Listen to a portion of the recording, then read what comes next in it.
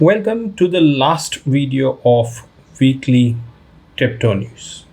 Yes, last video.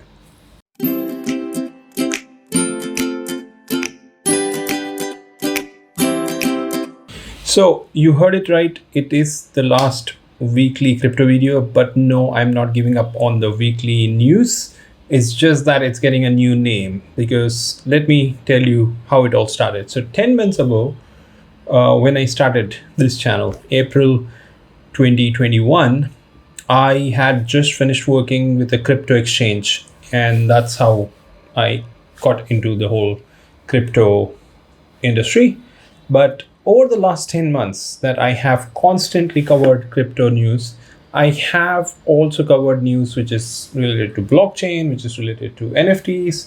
And as I keep saying, this industry is moving really fast. The pace is absolutely crazy. It is tremendous. There is a lot of innovation happening. So yes, just in 10 months, I am changing the name of this video series that I do on a weekly basis, and it will now be called Weekly Web3 News, because the industry has a term. It is a widely accepted term. Everyone calls this latest industry, which covers metaverse, NFTs, crypto, blockchain, all the latest new technologies and companies built on it, as Web3. So it's a very well acceptable term. And yes, I will just rename this weekly series to Weekly Web3 News instead of Weekly Crypto News. So that's it. That's how this is the last weekly crypto news video. So as always, the first three world news, and then we'll move to India news. Of course, let's just go through the first thing, the very important thing. Let's address the elephant in the room. We have a war going on, and we live in a very connected world. I don't think any person in the world can not be impacted by what's happening around us. So just because, we are in different countries, we are not in Russia or Ukraine, does not mean we'll not be impacted. It is not just, the impact on business and economy and around the world and, trade. No, international trade, all of that is there. But every industry, and as human beings, forget about business part of it, forget everything. As human beings, we should be concerned that there are deaths of innocent civilians, and war should not be. We live in 2022, we should not be having wars, and let's hope that it ends soon. There's some diplomatic conversations happening. War is not how you should be resolving issues. That's it. With that, I want to start. Of course, the very first news is, it is just, it is not confirmed, but it is a very solid evidence that it is possible. So the first news says Russia could use cryptocurrency to blunt the force of US sanctions. Now, yes, you don't go to a war without a lot of preparations. So it involves, mobilizing your forces, also thinking of the consequences. So Russia possibly knew that the consequences would be sanctions. They would have sanctions from around the world, which are already in place. US and a lot of countries have, European Union, Canada, everyone has placed sanctions. So the last time they invaded Crimea, they were cut off from SWIFT, and that is one of the biggest demand. Everyone's demanding that they should be cut off from SWIFT. SWIFT is, for people who don't know, the transfer of money, international transfer of money that happens on SWIFT. That is the technology that is being used. So if you want to transfer money from one country to another, it goes on SWIFT. So everyone is demanding that they should be cut off from SWIFT. But the thing is, they might have already thought of this, and because this happened with them in 2014, and they might have made all the moves to go full on crypto. They could just be not worried about being cut off from SWIFT again, because they have enough crypto transactions or crypto, ecosystem infrastructure set up, and then they can just keep going and keep doing whatever they want to, because the sanctions would not make such a big impact.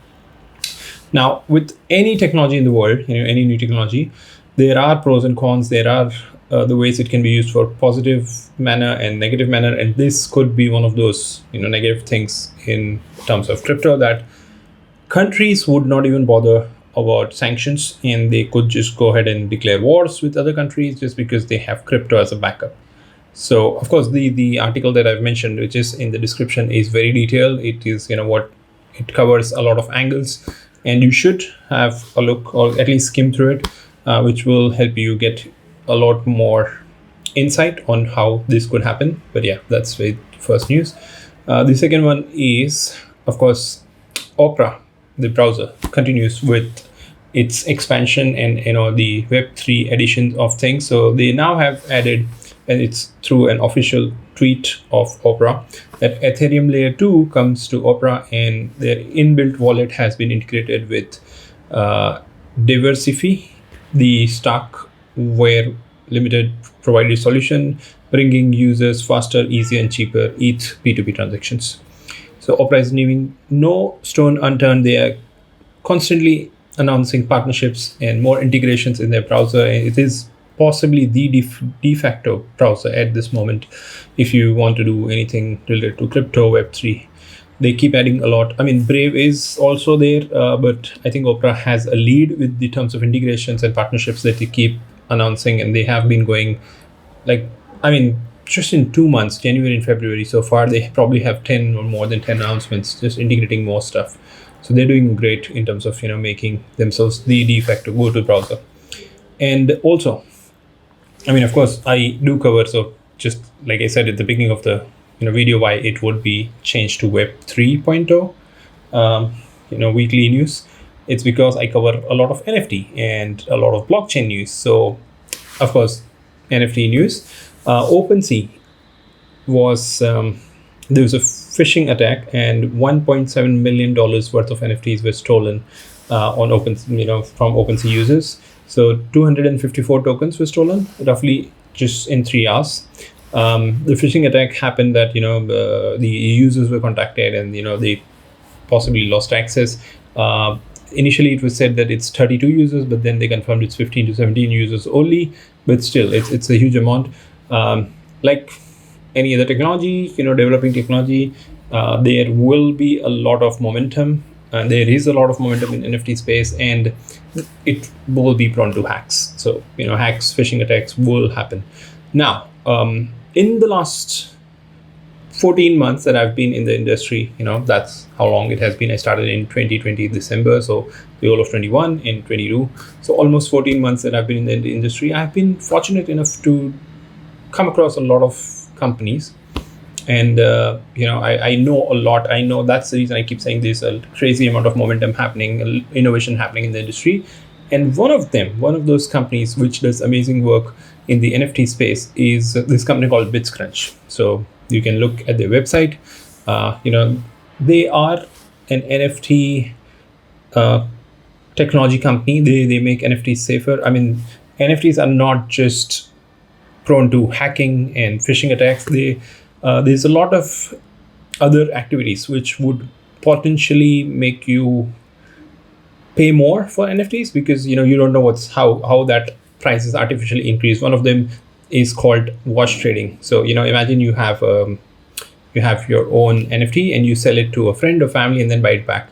So when those transactions happen, the other people who are possibly looking for buying an NFT might feel, oh, this NFT is in demand because there's a lot of transactions on it. But those are wash trade transactions, which are not real transactions.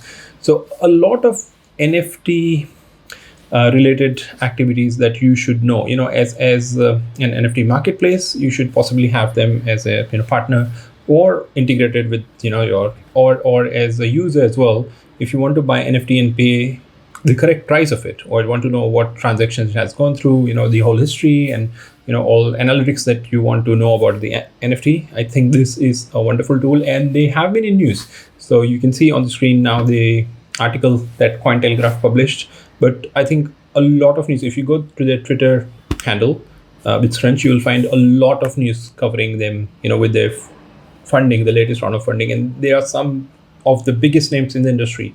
So if you have such big names backing a company, it just means they are onto something. They're doing something wonderful. And let's hope that we'll hear a lot more on them, and something similar to them. A lot of companies doing similar work very soon. So that's just, I thought I should let you know.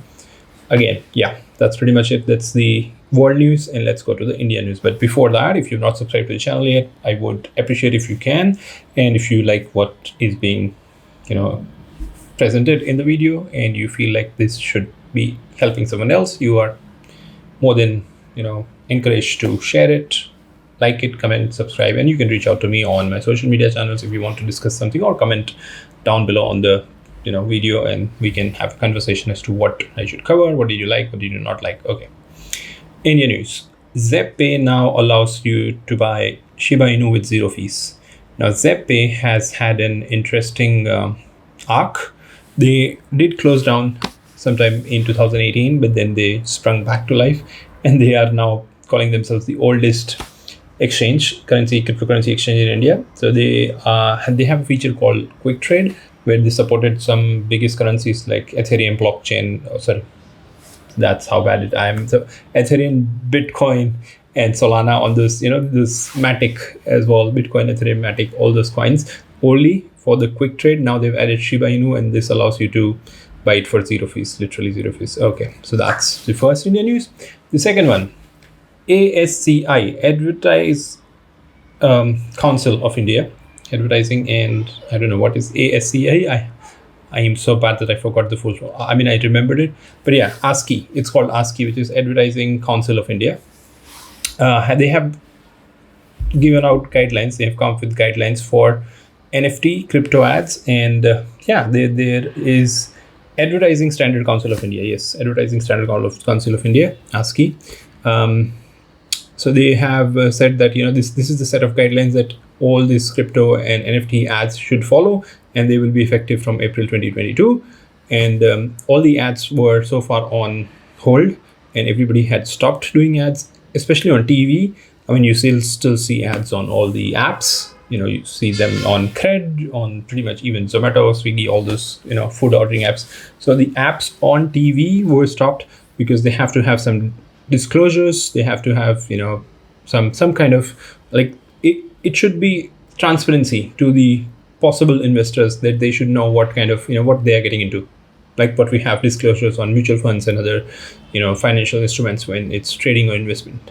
So that's what they will be. So a lot of people are really happy that this should allow, again, it's a positive stance from the government to make the industry go do things better in a more sophisticated, organized way. So yeah. Okay, the third news. EdTech startup BrightChamps will accept payments via crypto in India and 30 more countries. So they are a startup, Goa-based startup, which decided that they will accept crypto fees from users from 30 plus countries and including India. And they have tied up for this with Singapore-based payment gateway AAA to enable these crypto payments. So yeah, with the taxation on crypto in the budget, I think there is a little more clarity, and everyone, I mean, it's like I kept saying, it will help the ecosystem and the industry to thrive, and more people, more companies would be open to accepting them, and it will just give the whole industry momentum. So that's what's happening. We're already seeing some momentum happening here, and I think it's a great move. Yeah, so let's see how they go. We will potentially have similar news, more businesses starting to accept crypto in India, and yeah, positive news. I mean, that's what it is. It is wonderful that I have positive news for the Indian ecosystem now. So that's about it. I think, yeah, pretty much. Talk to you guys soon, and in the new version, the Web3 weekly news. So yeah, take care of yourself. Talk to you soon. Keep coming back every Saturday for weekly Web3 news from now onwards, and Sunday for weekly tech news. That's it.